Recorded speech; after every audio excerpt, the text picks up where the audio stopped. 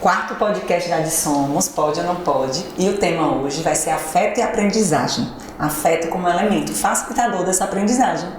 E a convidada hoje, né? O que dizer dessa convidada, gente? O currículo dela é tão grande que nem cabe nessa apresentação.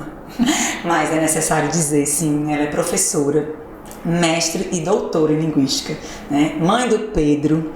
E aqui a gente não está só como um profissional conversando, também, né? Somos 3 profissionais. Mas a Aline e Carol beberam dessa fonte por muito tempo e ainda bebem, né? E a gente convidou essa pessoa tão especial, não só pela essa carreira acadêmica dela, a experiência de sala de aula, de coordenação, né? É muito vasta essa experiência dela. Então, tinha de ser ela. E aqui é Ana Ásia Almeida. Se você não ouviu esse nome, você ainda ouvirá. Seja muito bem-vinda, Ana Ásia. É um prazer, uma honra pra gente receber você aqui, verdadeiramente. Gente, é uma felicidade estar aqui. E depois de ouvir tudo isso, o coração se alegra mais ainda, né? É uma honra também pra mim. E orgulho também, sabe? Sobretudo falar daquilo que a gente gosta tanto, né?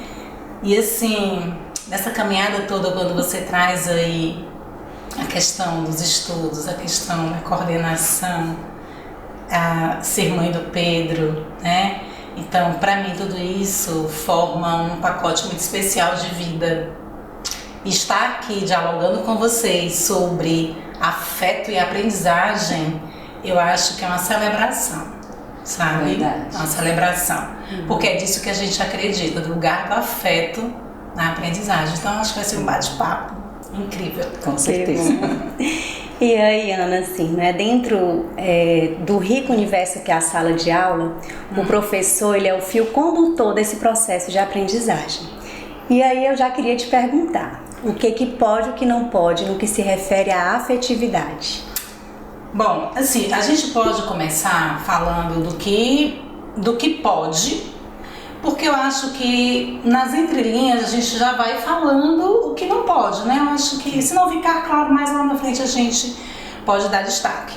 Mas em sala de aula, o lugar do afeto é essencial, até porque a relação professor e aluno precisa ser permeada pelo afeto. Se não houver afeto, não há aprendizagem. Isso tem a minha assinatura. Não há. Porque assim, eu não estou falando desse professor docinho, desse professor de carinho, não. Mas eu estou falando daquele professor que acredita no aluno, sabe? Naquele professor que tem aquele aluno que tem um jeito diferente de aprender e que ele vai investir exatamente naquele aluno para fazer com que ele possa evoluir. E esse afeto, quando a gente fala sobre o aluno, né, o lugar da aprendizagem, a gente sabe que o aluno hoje está muito em voga que ele é protagonista da aprendizagem, né? E mas o professor também é protagonista. Ele é protagonista. E se a gente, aí eu trago aqui, vamos deixar aqui nesse canto aqui, professor, relação professor e aluno, e eu quero trazer também a escola, a relação da coordenação pedagógica com esse professor, da equipe pedagógica de um modo geral com esse professor e da família com esse professor. Porque o afeto aqui eu trago para essa agência como um todo que é a escola. Então, o aluno que está num ambiente em que as pessoas que estão ali acreditam no potencial dele, ele vai desenvolver sim todas as competências. E buscando agora a relação professor e aluno que eu deixei aqui nesse cantinho. Quando o professor tem um aluno que, por maior que seja a dificuldade dele, por exemplo, uma criança com deficiência intelectual, se esse professor investir nessa relação, nesse vínculo de confiança, de dizer como é que a Carol aprende? Já sei, a Carol ela é muito visual, então eu vou trazer isso aqui para ela e na minha relação com ela, ela vai perceber que eu acredito que ela é capaz de se desenvolver.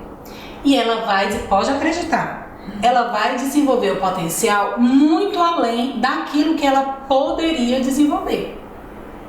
é interessante porque recentemente eu vi uma homenagem de uma criança de uma escola pública para um professor. E ela dizia assim, tia, eu aprendi a ler com você. Ninguém acreditava em mim, mas você acreditou. Uma criança de 8 anos. Já não tá a idade. De 8 anos. Era tão difícil fazer conta. E agora eu sei, eu consigo. E esse vídeo, é uma pena que esse vídeo não viralizou. Mas esse vídeo traz aqui, ilustra o que um professor pode fazer em sala de aula. A primeira coisa é acreditar. Se as necessidades, as nossas satisfações afetivas, se elas não tiverem um lugar em sala de aula, isso vai ter uma repercussão significativa na aprendizagem do aluno. Ele não vai aprender como ele deveria e o professor não vai conseguir ensinar como ele poderia.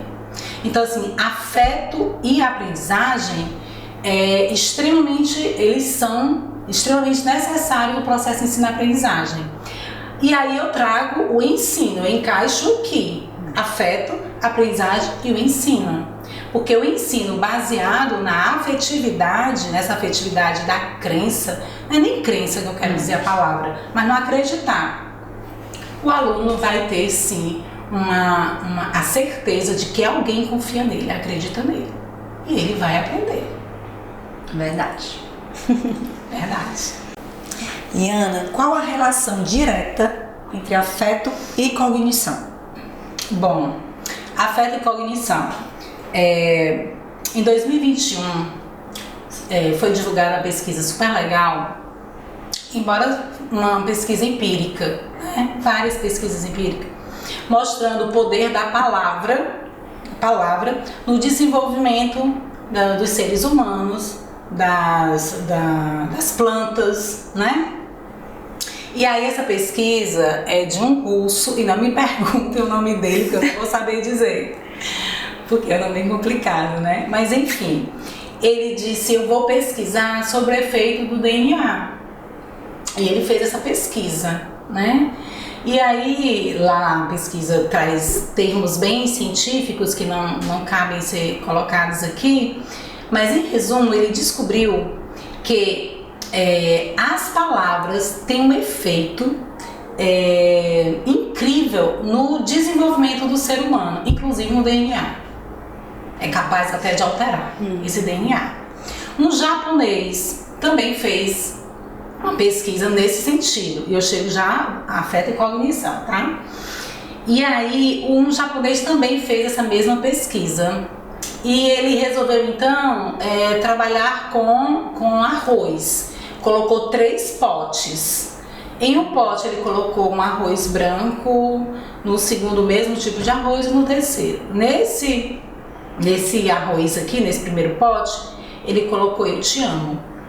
No do meio, eu te odeio, você é terrível. E nesse outro ele não colocou nada. E todo dia ele repetia aquelas palavras para cada pote de arroz. Em um mês, o pote que recebeu palavras de amor, houve uma fermentação natural, maravilhosa. No que tinha ódio, no que tinha palavras ruins, o que tinha? Os grãos ficaram pretos. E nesse outro que não tinha nada, o que aconteceu? Ele ficou, os grãos ficaram misturados, emboloados, né? E aí, mais uma vez, o efeito da palavra. Então, o afeto e cognição. A palavra que é dita, se for bem dita, vai acionar o interesse de aprender.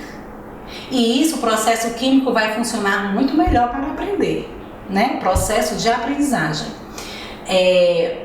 Não sei se eu estou sendo clara. Demais. Tá? Claro que... Então, assim, quando o professor, trazendo mais uma vez a relação em sala de aula, a aprendizagem, né? E aqui eu trago o professor, trago o pai, trago a pessoa que está responsável por esse aluno, por essa criança para aprender. Quando esse profissional ou essa pessoa familiar senta com a criança para desenvolver alguma coisa com ela, e esse sentar, ele é colaborativo, ele é permeado pelo afeto, essa, mesmo que seja uma tarefa de casa, vai acontecer da melhor forma possível. Mas, se da mesma forma, tá? A criança pode ser impactada com o negativo, porque afeta é aquilo que nos afeta. Pode ser coisa boa, pode ser coisa ruim. Então, se esse professor, se esse pai, se essa pessoa que senta com essa criança, com esse aluno, adolescente ou adulto, não tem tempo, tá aperreado, tá estressado, como é que vai ser essa aprendizagem? Como é que essa cognição vai se desenvolver? O que é que a criança vai levar para a memória? O que é que o aluno deixa na memória? Porque a memória só sustenta aquilo que é significativo, né? Aquilo que é bom, que é gostoso. E trazendo um pouquinho da memória, que aí a gente entra bem no processo mesmo de aprendizagem, a memória, ela tem dois mecanismos fundamentais, que é a fixação e a evocação. A fixação é super importante porque eu estou aprendendo e isso que eu estou guardando aqui lá na minha gavetinha da memória vai ser importante para mais lá na frente eu alimentar outras aprendizagens, outros saberes. Eu vou fazendo associações, aquilo que Piaget, né, traz, a questão de acomodação, assimilação. E a evocação, eu só resgato da memória aquilo que me afetou, seja positivo, seja negativo. Se foi negativo, eu posso desenvolver um processo de reedição, de reeditar. Agora, para isso eu preciso do outro, né? Então, assim, afeto e cognição tem uma relação, algo que eu venho estudando nos últimos tempos, tem uma relação super importante em sala de aula. Tá? Por quê? Porque tanto a questão da memória da criança como o nível atencional dela pode sim ser ampliado, podem ser ampliados a partir da minha relação com o meu aluno, como eu estabeleço essa relação com o meu aluno. E assim, como mãe, né, quando o Pedro nasceu, tinha um prognóstico que eu tinha muito medo que ele não fosse alfabetizado, porque era muito ruim o prognóstico dele, né? Se ele fosse falar, era com 5 anos, se ele fosse andar, era também por volta dos 6 anos. E aí, aquele bebê que eu recebi, que era meu, eu disse, ele é meu. Eu vou aqui fazer o que eu sei como professora, como alfabetizadora, o que eu posso fazer para ajudar o meu filho? Então, desde muito cedo, eu comecei a mostrar para ele que ele era capaz.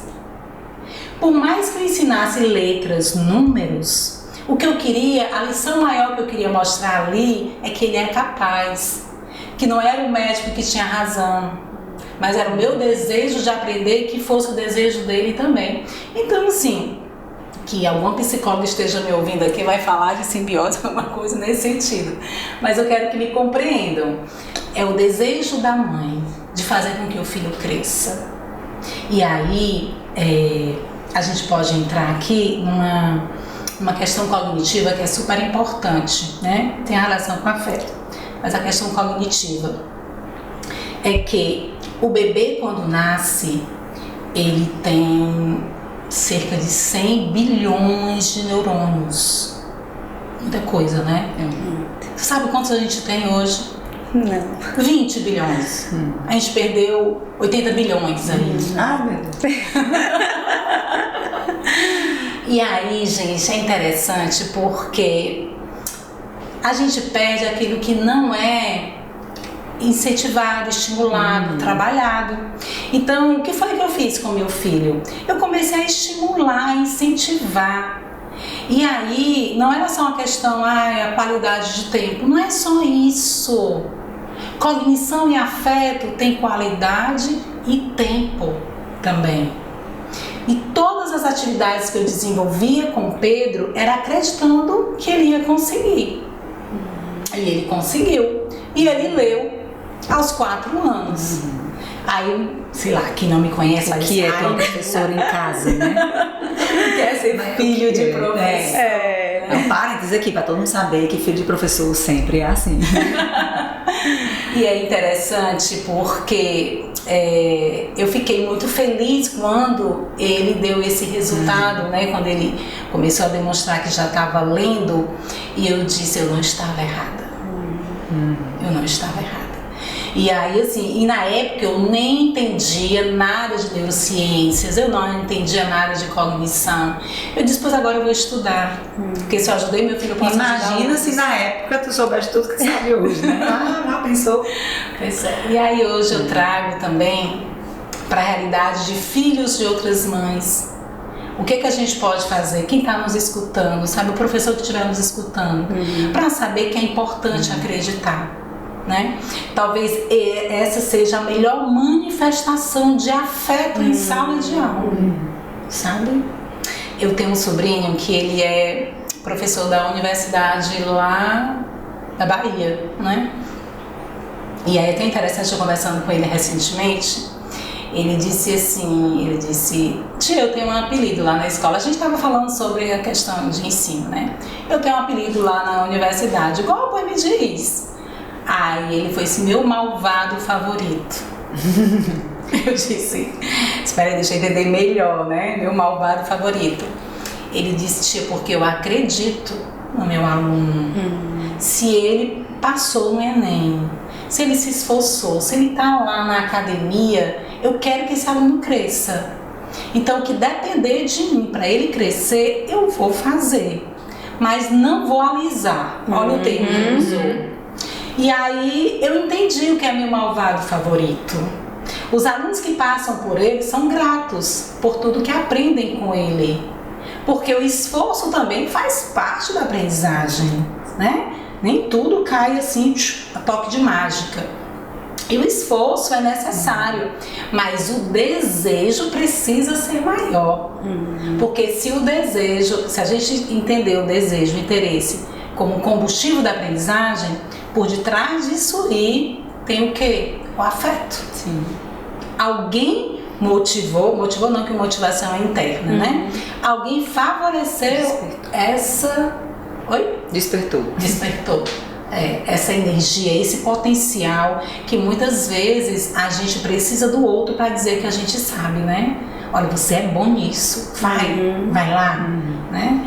E aí deu tudo certo. Meu malvado favorito é um termo que eu achei super fofo para falar de um professor da academia, um professor da universidade que os alunos admiram. Mas tem lá um certo grau de desejo de que eles aprendam muito além do que aquilo que eles podem aprender. E provavelmente o professor que deu limite também.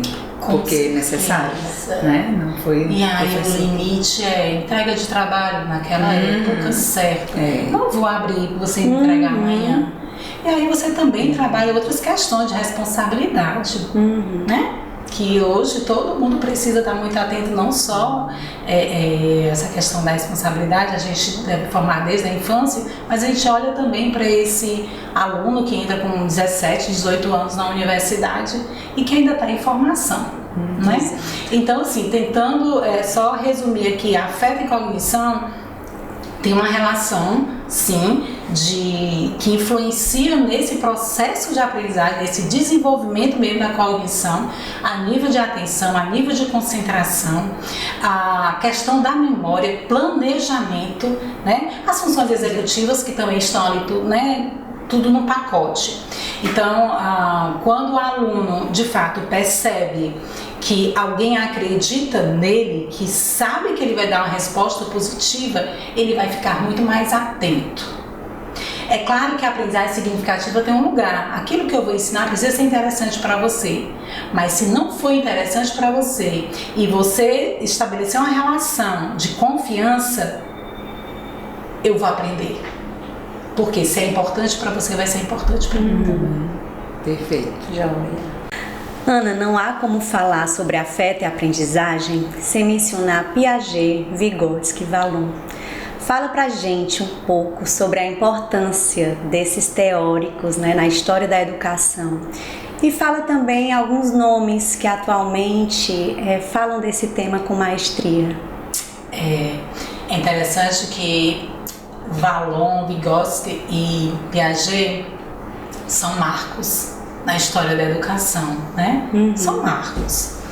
O que vem depois deles ou bebem na mesma fonte, né? Que eles ou trazem uma ideia que vai complementar a ideia dos três. E assim, quando eu trago os três como marcos importantes na nossa educação, é porque Piaget, ele de fato buscou saber como é a psicogênese da aprendizagem, como é que a gente aprende, né? Vygotsky também, só que Piaget, ele tem uma diferençazinha entre Vygotsky, porque para ele, eu preciso primeiro me desenvolver para eu poder aprender. Vygotsky é o contrário, diz assim, bora ensinar aqui, bora mediar isso aqui, que aí ela aprende e ela se desenvolve, porque vem a questão do social. E o Vallon também faz uma pesquisa buscando ver a relação desse social, desse ambiente, do afeto, da afetividade no desenvolvimento, né? Então, se a gente pega os três, a gente tem um pacote completo para um bom professor poder ter uma noção do que é uma sala de aula e de que maneira eu posso desenvolver um processo de ensino baseado no desenvolvimento mesmo do ser humano, né? Quando você me pergunta quais os teóricos hoje, sabe? Bom, a gente tem o Yves Delattre, que traz muito essa questão do afeto, sabe? Também eu gosto muito do que o Dr. José Martins traz sobre essa questão mesmo do lugar da criança, do lugar do afeto, do lugar do apego, né? Sobretudo nos primeiros anos de vida da criança, eu gosto muito. Para mim, ele é um referencial, né, em pediatria no Brasil, e ele tem artigos, livros essenciais para um bom professor que quer estudar e quer aprender, né? E aí é interessante quando eu digo assim, professor que quer estudar, quer aprender, eu trago aqui Tardif, que ele diz que o professor, ele precisa ter conhecimentos, ele precisa ser competente.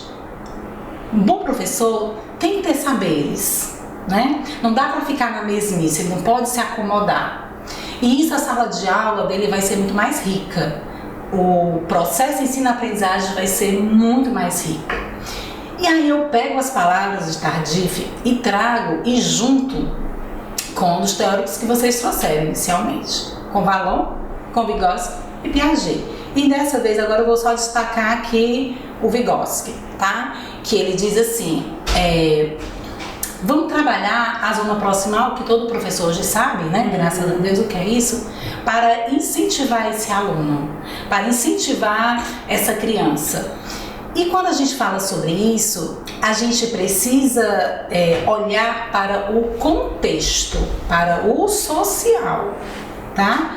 O professor precisa saber? Precisa. Tá. Mas se a gente olhar para o social, a gente vai perceber que esse professor, ele é protagonista porque ele vai ser um mediador.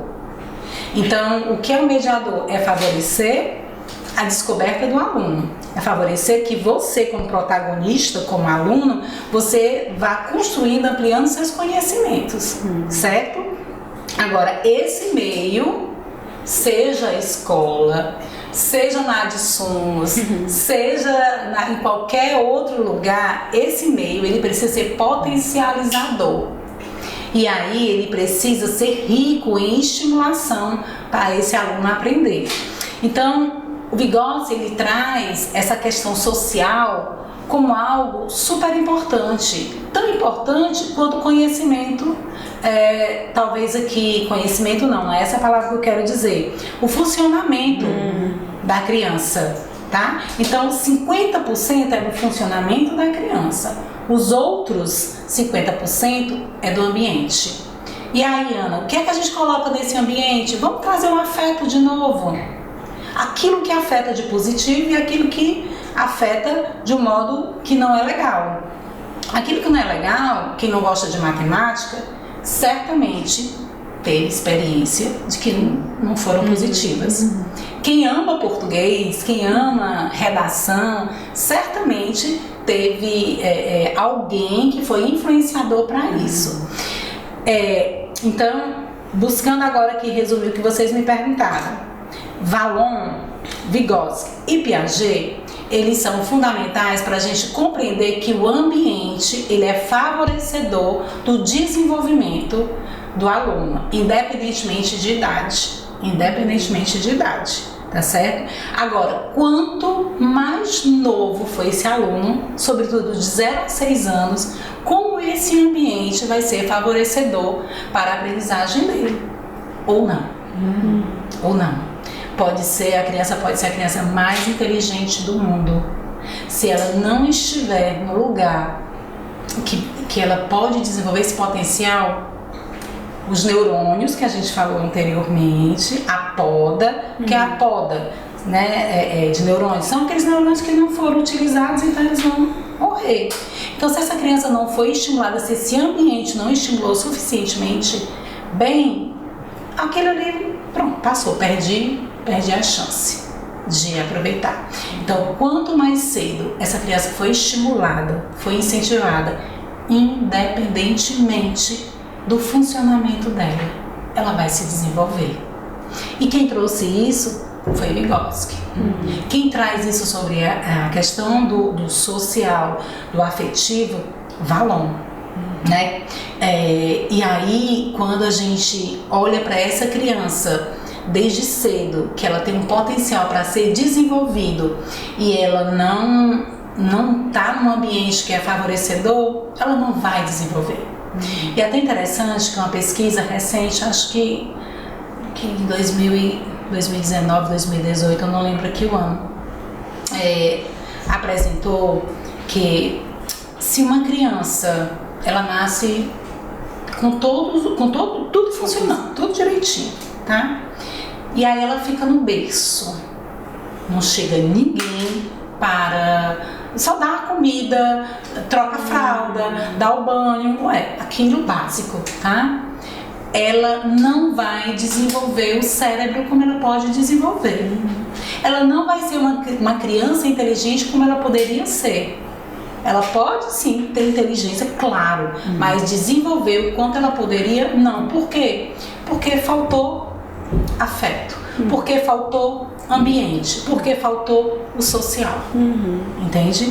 E aí assim, nessa pesquisa fala também de uma criança, se você coloca uma criança, acabou de nascer, num quarto escuro, e esse bebê fica lá por muito tempo, sem estimulação, ele pode perder muito da visão, porque essa visão não foi estimulada.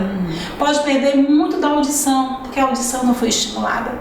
Então, eu acho que esses teóricos, eles trazem de mais relevância para o processo ensino-aprendizagem, se encontra exatamente no poder da estimulação, do que o meio social é para o desenvolvimento infantil, para o desenvolvimento de qualquer aluno, tá? Então, realmente, o ambiente ele é responsável de 50% do potencial de desenvolvimento meu, teu, tá, gente? Ana, na sua fala você trouxe, assim, o Vygotsky como, né, um fator aí principal. Então, tem uma frase dele que diz: quando não há a presença do outro, o homem não se forma homem. Então, aproveitando essa deixa que você deu, fala um pouco mais dele, né? Porque, querendo ou não, esse assunto diz respeito aos 3 teóricos, mas do muito que esse teórico foi, fala um pouco do muito do que ele representa para a educação. Acho que você já falou, mas eu acho que dá um destaque aí maior. É porque ele traz o social, tá? Então, para a gente se desenvolver, a gente precisa de outros. A criança, ela pode ter a melhor babá em casa. Ela pode ter a melhor babá em casa, mas é no coletivo que ela vai aprender mais, é no social, tá? Então, assim, quando ele diz que a gente precisa do outro, é porque a gente precisa mesmo. Então, assim, se a gente pudesse viver num mundo isolado, como a gente seria? Imagina aí. Imagina tu, Carol, morando sozinha no mundo. Não dá. Não dá. Então a gente é ser social. A gente precisa do outro. Com o outro, a gente aprende, a gente conflita, a gente entra em acordo, a gente aprende que a gente é diferente do outro, a gente desenvolve o poder de resiliência, a gente desenvolve tantos outros aspectos importantes da gente, como, por exemplo, ser generoso. Como é que eu vou ser generosa se eu não tiver alguém para eu ser? Né? Então, quando ele traz isso, ele quer dizer exatamente que o outro é necessário à evolução da nossa espécie.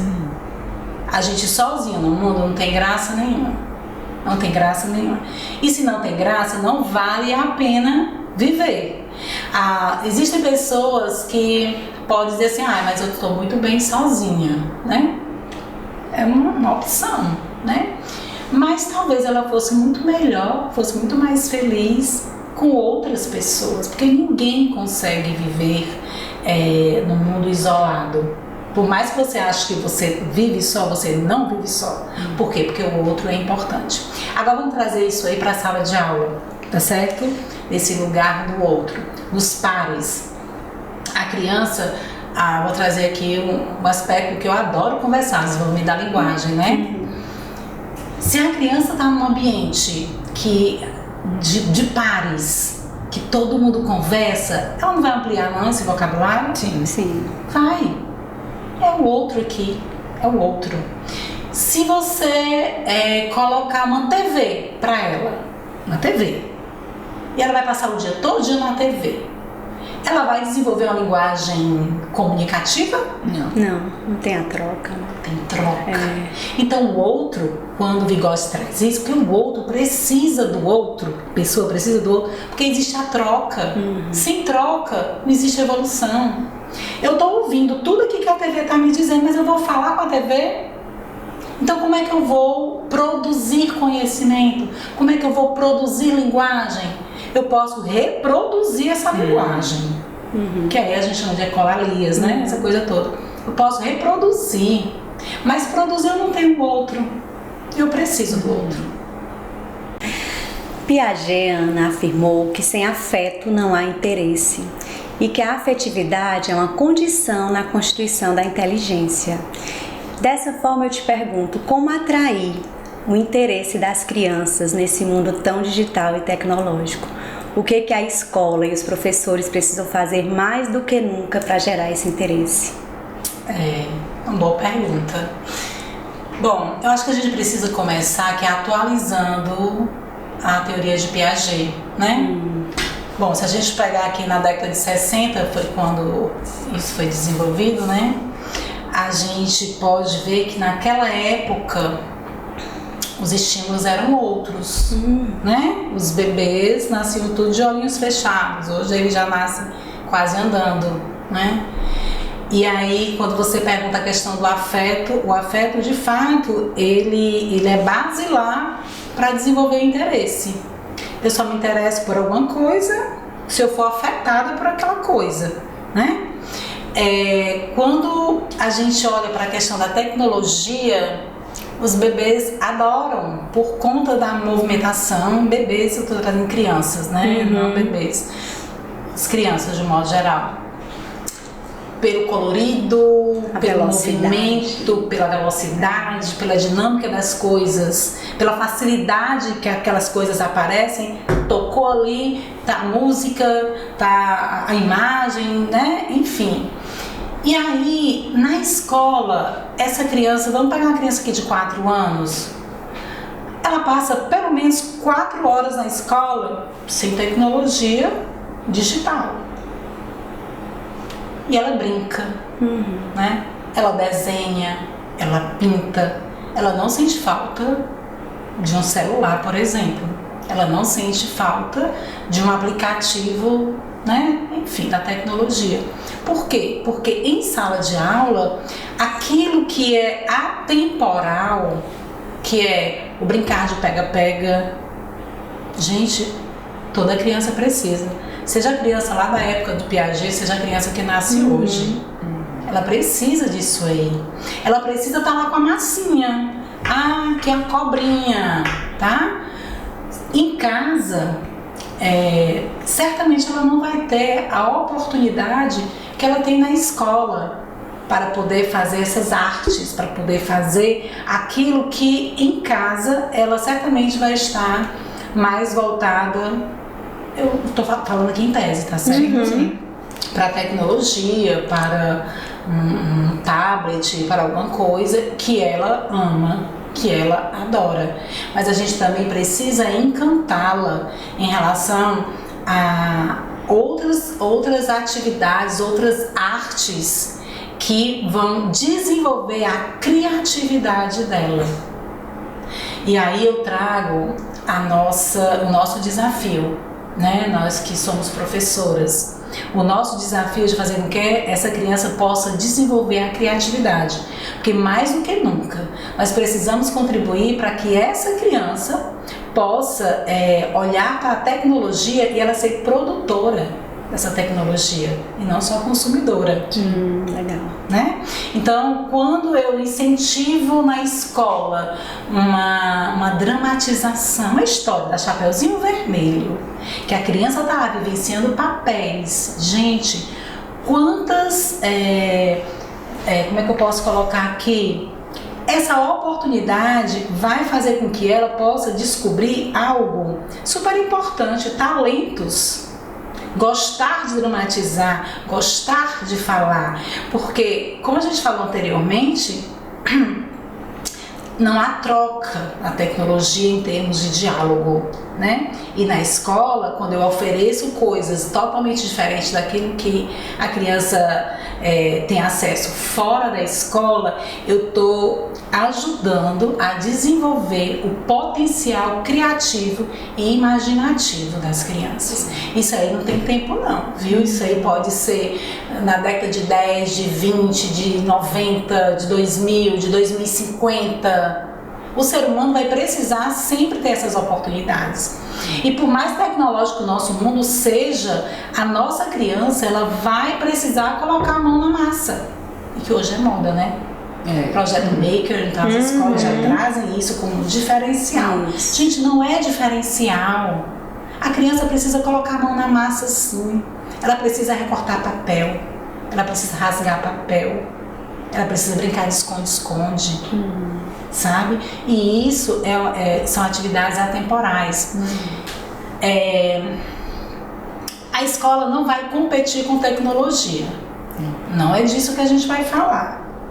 A gente precisa desenvolver atividades que favoreçam o potencial da criança para ela poder utilizar a tecnologia, que ninguém vai tirar. Não dá mais. Gente, não tem como voltar. É daqui para frente. Agora, a gente precisa, de fato, ter espaço com essa criança para conversar com ela, para brincar com ela, seja o adulto com a criança, seja a criança com outra criança, mas não necessariamente voltado para a questão da tecnologia. A tecnologia vai fazer parte da vida dela sempre, e a gente não vai estar aqui abortando isso, não. Agora, tudo na sua medida certa. É criança? Olha para o que a sociedade de pediatria traz sobre tempo de tela. Sobre tempo. E assim, isso é bobagem. Não é, gente. Não é. Até 2 anos, 0, né? 0 tela. Não é o que a gente Por que até 2 anos? Porque o cérebro, ele é motor.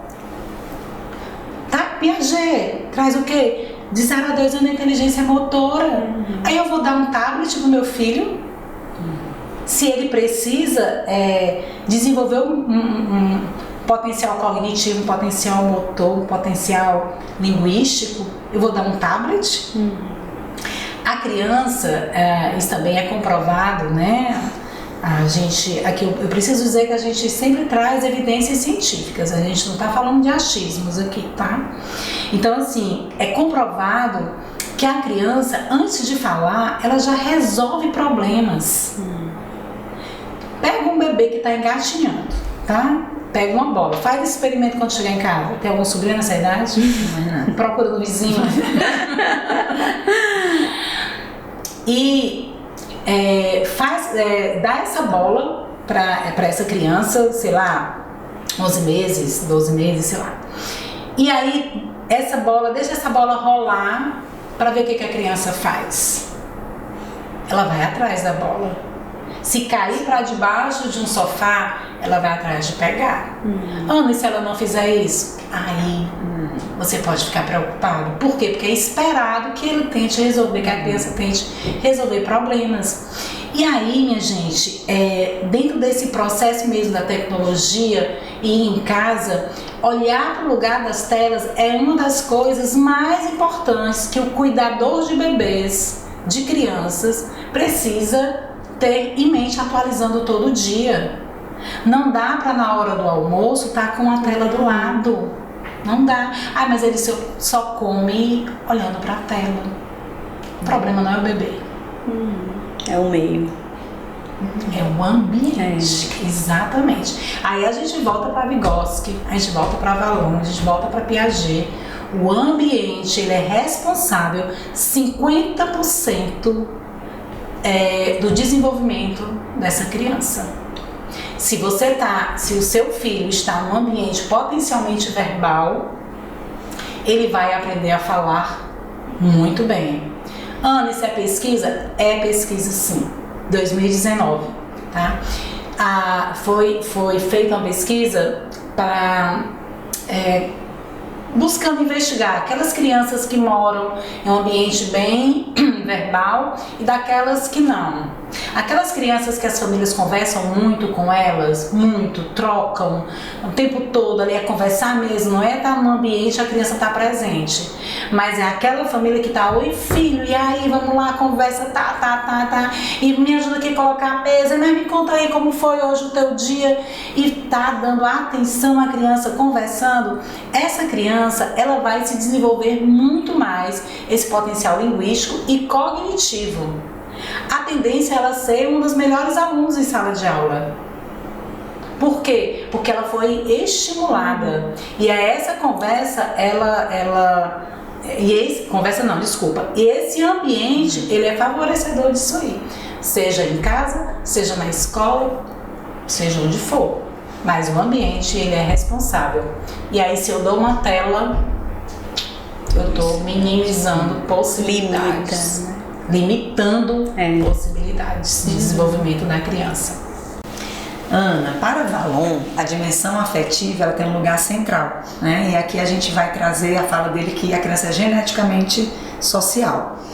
E para fechar aqui com chave de ouro, a pergunta o recado que você vai dar agora é para as famílias. Né? Falamos muito em sala de aula, em professor, então isso aí é essencial. Mas agora, você já deu aí um recado bem importante aí para as famílias, mas complementa essa tua fala e agora focado nos pais. Né? O que é que eles precisam ouvir em relação a afeto e aprendizagem? O que é que pode e o que não pode? Tá. Vamos destacar o que pode, né? Que nas entrelinhas fica aquilo que não pode. Afeto tá ligado a amor. Amor está ligado a acreditar. Acredite no seu filho. Potencialize tudo que o seu filho tem de bom. E isso é cotidianamente, tá? A relação do pai não pode ser substituída, dos pais, né? Não pode ser substituída por ninguém. A criança pode ter a melhor cuidadora, o melhor professor, mas ele precisa ter o melhor pai, a melhor mãe, porque essa relação ela é tão importante, porque se a criança se sente em casa validada, acreditada, quando ela chega na escola, ela vai se sentir, ela vai achar com todo o potencial do mundo, e é disso que a gente quer. Valon, ele faz, né, toda uma divisão do bebê ao adulto. Cada fase tem um aspecto importante ali do desenvolvimento. Mas o bebê, por exemplo, quando nasce até 1 ano, ele precisa de quê? De colo. Ele precisa de colo, precisa de mimo, ele precisa do manhês. A mamãe chegou, mamãe tá aqui, cadê o seio da mamãe? O bebê precisa disso. Por quê? Porque o corpo dele, a emoção do corpo tá no corpo, tá no físico, tá nesse corpo que tá o tempo todo, que só expressa seus desejos através do choro, a dor através do choro, como também o riso. Então, esse bebê, ele é impulsivo, mas é emocional. Então, quando a família, ela traz todo esse cuidado desde o berço e vai evoluindo de acordo com a necessidade, a demanda da faixa etária, essa criança ela vai crescer de um modo saudável. O que não dá é para essa mãe, para esse pai, tratar o filho como sempre um bebê. Aí ele vai puxar o freio de mão, não vai deixar o filho desenvolver. E aí eu vou sair de 1 ano e a gente vai passar para 3, 4, 5, 6 anos, que é aquela idade que a criança ela tá confrontando com o adulto porque ela também quer poder. E aí é um gesto de amor, um limite. Amar o filho é também dar limite. Essas bordas são essenciais. Então, afeto é aquilo que eu trago aqui, o carinho, o cheiro, o colo, são essenciais na vida de todo ser humano, mas o não também. Então, assim, os pais precisam ser presentes, estar presente. Ser presente, tô falando de presente, né? Presente. Estar presente também na vida da criança. Não permita que uma babá substitua você na escola para uma reunião de pais, para uma apresentação. Não cabe. Você é o pai, você é a mãe. O filho é seu. Você é a pessoa que mais quer que ele se desenvolva na vida. Então vamos fazer certo. Vamos amar, vamos cuidar. E nesse pacote tem a questão do limite. Porque as crianças nessa faixa etária, elas vivem um processo de heteronomia. Então eu preciso dizer como adulto o que é certo e o que é errado para o meu filho. Filho, isso aqui pode. Filho, isso aqui não pode. Na nossa casa a gente não faz isso. Na nossa casa, aqui a gente respeita os mais velhos. Na nossa casa, a gente respeita sim o professor. Amanhã você vai chegar na escola e vai pedir desculpa ao seu professor. Então, isso é de pequeno que a gente vai construir. Então, o recado que eu deixo aqui para as famílias é que sejam famílias, que ocupem o seu lugar de pai e de mãe. Inclusive na escola. Lá no começo a gente falou da afetividade, não é? A gente não falou da relação. Então as famílias também precisam estabelecer uma relação de afetividade também com a escola e com o professor. Acreditar nesse professor, porque ele também quer o melhor para o filho dele. Vamos resumir então aqui a nossa fala. Pais, né? Precisam sim estar com os seus filhos nas situações mais incríveis possíveis, do brincar, do colocar para dormir, na hora do almoço, numa viagem, seja onde for. As famílias precisam demonstrar afeto, beijo, abraço, tudo isso que a gente está falando aqui, mas sobretudo acreditar. Se um pai não acreditar no potencial do filho, fica difícil esse filho se desenvolver. O professor acreditar, vai valer? Vai, porque pelo menos alguém vai acreditar. Mas nada substitui um pai e uma mãe, gente. Nada. Porque a gente quer o melhor para o filho da gente. A gente quer a melhor professora, a gente quer a melhor escola e, sobretudo, a gente quer a melhor educação. E a educação vem de casa. Limites vem de casa. Não espere que o professor vá dar limites, porque o limite é meu como mãe. Sou eu que em casa eu ensino, eu educo o meu filho, porque eu sei que o meu filho é educado quando ele está longe de mim. E é isso que eu deixo. Recado dado. Muito obrigada, Ana. Foi uma alegria muito grande ter você conosco no nosso podcast, né? Assim, como a Carol falou no início, você sabe o quanto que você é especial pra gente e o quanto que a gente ama as nossas trocas. Muito obrigada por tudo. E eu esqueci de falar uma coisa. Que quando a gente lançou o podcast, a Adson lançou. Sim. Então, assim, a Ana está aqui a pedidos também. Porque tanta gente perguntou, vocês não chamaram a Ana? Calma, gente, tem tempo pra tudo nessa terra. Então foi tão interessante, várias pessoas chegaram e perguntaram, não vai ter Anásia, não? Vai, meu povo, tenha calma, porque a agenda dela é lotada. Gente, eu comecei falando da alegria de estar aqui. E eu quero dizer que eu estou muito feliz, né, de falar com vocês daquilo que a gente acredita. Porque eu acho que aqui nesse diálogo aqui que a gente conversou sobre tanta coisa, né? Tanta coisa boa. Eu acho que a gente acredita e a gente vive isso no dia a dia, sabe? Eu tenho um orgulho danado de vocês duas. Muito orgulho dos profissionais que vocês são, sabe? Cola no que eu acredito sobre a educação. Então, eu agradeço demais. Obrigada. Tira foto, tchau, tira foto. Chega. Não é nada.